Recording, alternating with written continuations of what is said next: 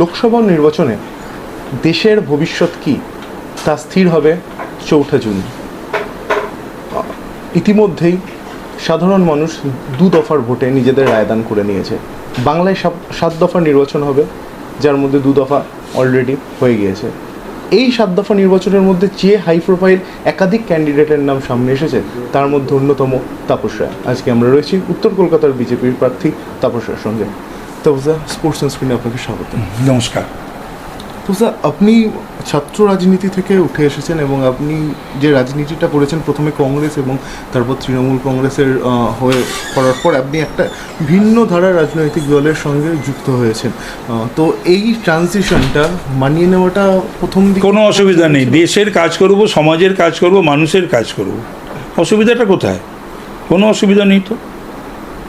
কোনো অসুবিধা আমার এখনও পর্যন্ত আমার এই আজকে 56 দিন হলো বিজেপিতে যোগদান না। বরঞ্চ আমি কৃতজ্ঞ ভারতীয় জনতা পার্টির কাছে, আমার জেলা নেতৃত্ব, রাজ্য নেতৃত্ব এবং কেন্দ্রীয় নেতৃত্বর কাছে। তারা যে সম্মান আমাকে দিয়েছে, যেভাবে গ্রহণ করেছে, শুধু গ্রহণ করেনি, কলকাতা উত্তরের আমাকে প্রার্থী করেছে। এটা প্রাইম সিট। তাপসদা, একটা বিষয়ে আপনি বারবার বলে এসেছেন যে এবারে তৃণমূলে থাকাকালীন যে এবারে সুদীপ বন্দ্যোপাধ্যায় যদি কলকাতা উত্তর থেকে লড়েন তাহলে তিনি গোহারান হারবেন। অনেক আগে বলেছে। হ্যাঁ, এবার সেই গোহারান হারানোর দায়িত্বটা কিন্তু আপনার উপরই এসে পড়তেছে। কোন মন্ত্রে 3 বারের যিনি সাংসদ ছিলেন তাকে পরাজিত করতে পারেন বলে আপনার মনে হয়? তিনবার কোনো ব্যাপার না। ব্যাপারটা হচ্ছে পরিস্থিতি। এটা দেশের ভোট। এই ভোটটা দেশের ভোট, রাজ্যের ভোট নয়। তো তৃণমূলের প্রার্থী এমন একটা ভাবসাব যেন এটা রাজ্যের ভোট হচ্ছে। ভোটটা তো রাজ্যের হচ্ছে না, দেশের হচ্ছে। এবং সেখানে দেশের মানুষ আর সমুদ্র হিমাচল ঠিক করেই নিয়েছে আবার তৃতীয়বারের জন্য শাসনে বসাবে ভারতীয় জনতা পার্টিকে, এবং প্রধানমন্ত্রী হিসাবে হ্যাট্রিক করবেন নরেন্দ্র দামোদর দাস মোদিজি। তো সুতরাং এখানে তো আর কোনো কিছু ভাবনা চিন্তার কোনো কথা নেই। এখানে তো অন্য কারোর প্রধানমন্ত্রী হওয়ার ব্যাপার নেই। সুতরাং আর উত্তরের মানুষ, উনি যে কবারই ছিলেন, তাকে চেনেন, জানেন। পাওয়া যায় না, দেখা করে না, ডাকলে যায় না, অনুষ্ঠানে যায় না। এমপি ল্যাড, লোকে টাকা পায় না, আর এমপি ল্যাডের টাকা খরচ করে না। তাহলে এই সাংসদ কতটা পদার্থ সেটা বোঝা যায়। 2014 থেকে 2019 2,41,00,000 টাকা খরচা করতে পারিনি। 2019 থেকে 2024 2,79,00,000 টাকা খরচা করতে পারিনি। পারফরমেন্সও খুব খারাপ। বলে গম্ভীরভাবে বলে আমি তৃণমূল সংসদীয় দলের নেতা, কিন্তু পারফরমেন্সও খুব খারাপ। কোন কারণে, কোন অজ্ঞাত কারণে তিনি একটাও প্রশ্ন করেননি পার্লামেন্টে বাংলার বঞ্চনা নিয়ে, যে কথা এখন তিনি বলে বেড়াচ্ছেন, এবং উত্তর কলকাতা নিয়ে। উত্তর কলকাতা মানুষের কথা তো একটা প্রশ্ন করবেন উনি করেননি। কোনো প্রাইভেট বিল নেই, কোনো কিছু নেই। সেগুলো গুগল সার্চ করলেই আপনারা পাবেন, বা ওই সাইটে গেলেই পাবেন পার্লামেন্টের। তাপসদা, আপনি উত্তর কলকাতার ছেলে। বউবাজার, তালতলাটা আপনার এই এলাকাগুলো আপনার হাতের তালুর মতো চেনা, কিন্তু আপনাকে এখান থেকে সরে গিয়ে বরানগর থেকে এমএলএ হতে হয়েছিল, এবং আপনি দীর্ঘদিন পর আবারও নিজের জায়গায় এসে লড়াইয়ের মঞ্চটা ফিরে পেয়েছেন। এই লড়াইটা কি আপনার রাজনৈতিক কেরিয়ারে অন্যতম কঠিন লড়াই হতে চলেছে বলে মনে হয়? অন্যতম সহজ লড়াই। আমি ভূমিপুত্র মধ্য উত্তরের, এখান থেকেই উঠেছি, বড় হয়েছি এখান থেকে। শৈশব, বাল্যকাল, যৌবন, তারুণ্য, পৌর সব তো এখানেই কাটিয়েছি।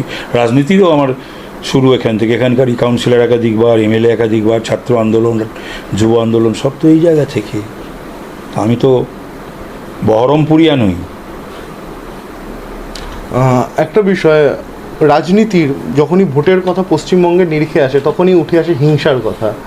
খুন বা আপনার বাড়ি থেকে তুলে নিয়ে যাওয়া, এই ধরনের ঘটনার খবর আমরা সবসময় পেয়ে থাকি। কিন্তু আপনার ক্ষেত্রে বিষয়টা একটু বিচিত্র দেখাচ্ছে, কারণ আপনি সাধন পাণ্ডের বাড়িতে গিয়েছেন, আপনি গিয়েছেন আলিমুদ্দিন স্ট্রিটে বিমান বসুর সঙ্গে দেখা করেছেন। এই যে সৌজন্যের রাজনীতিটা, এই রাজনীতি থাকবে, আর সামাজিক সম্পর্ক বা সৌজন্য পরপর পাশাপাশি কি মাল্টিপার্টি সিস্টেমে কি তাহলে নাকি ঘুষি মারামারি হবে? আশ্চর্য কথা। আমাদের ভারতবর্ষে বা বাংলার পরম্পরা তো সেটাই ছিল। নষ্ট করলো কারা? কেন? আমি দেখছিলাম এই কথাটা তুমি ঠিকই বলেছো, জিজ্ঞাসা করেছিল পুলিশকে, তারা চেনে আমাকে, আমিও তাদের চিনি। পুলিশকে নমস্কার করছি, প্রতি নমস্কার জানাচ্ছে না। আমি আবার কয়েক জায়গায় বললাম কলকাতা পুলিশ কি প্রতি নমস্কার জানাতে ভুলে গেছে, মানে ভয় পাচ্ছে যদি ট্রান্সফার করে দেয়। দেখো, ট্রান্সফারের ভয় যাদের থাকবে তারা, সবাই তো আর ট্রান্সফারের ভয় করে না। এই আর কি। আমি রাজনীতির মধ্যেই, রাজনীতির প্রশ্ন কিন্তু সাথে খেলাও জড়িয়ে রয়েছে। ভারতের যুব এশিয়ান গেমস জয়ী দলের 50 বছর পূর্তি হয়েছে এবং তা AIFF সেলিব্রেট করেছে কলকাতারই এক 5-তারা হোটেলে। সেখানে আমন্ত্রিতের তালিকায় ছিলেন সেই দলের সহ অধিনায়ক প্রসূন ব্যানার্জি। অন্যান্য সদস্যরা এলেও, সাব্বির আলী, সিসি জেকবস এনারা এলেও বা দিলীপ পালিত এলেও তাকে দেখা যায়নি। এটা কি কোনো দিক থেকে মানে গেলে হয়তো দলের রোষের মুখে পড়তে হতে পারে? এটা যদি গোপাল না গিয়ে থাকে, মানে আমি প্রসূনকে গোপাল বলে ডাকি, ছোটবেলার বন্ধু আমার, সেটা যদি ওর প্রচারের কারণে না গিয়ে থাকেন, ওর মতন একজন ফুটবলার এবং ভারতের ক্যাপ্টেন ছিল, আর এত বড় ভারতের একটা সাফল্যে যাওয়া উচিত ছিল। আপনার প্রতিপক্ষ সুদীপ বন্দ্যোপাধ্যায়ের উদ্দেশ্যে কি বার্তা থাকবে? না, কোনো বার্তাই নেই, ওর উদ্দেশ্যে কোনো বার্তাই নেই আমার। তার কারণ হলো এই ধরনের কিছু মানুষ যারা রাজনীতিকে কলুষিত করেছে। ফলে আপনারা বুঝতেই পারছেন যে তাপস রায় অত্যন্ত হেভিওয়েট একজন ক্যান্ডিডেট, যিনি আশা করছেন এবং তিনি বিশ্বাসী 3বারের সাংসদ সুদীপ বন্দ্যোপাধ্যায়কে পরাজিত করে উত্তর কলকাতায় পদ্ম ফুল ফোটাবেন। প্রীতম অধিকারীর সঙ্গে কৌশিক চক্রবর্তী, স্পোর্টস সানস্ক্রিন।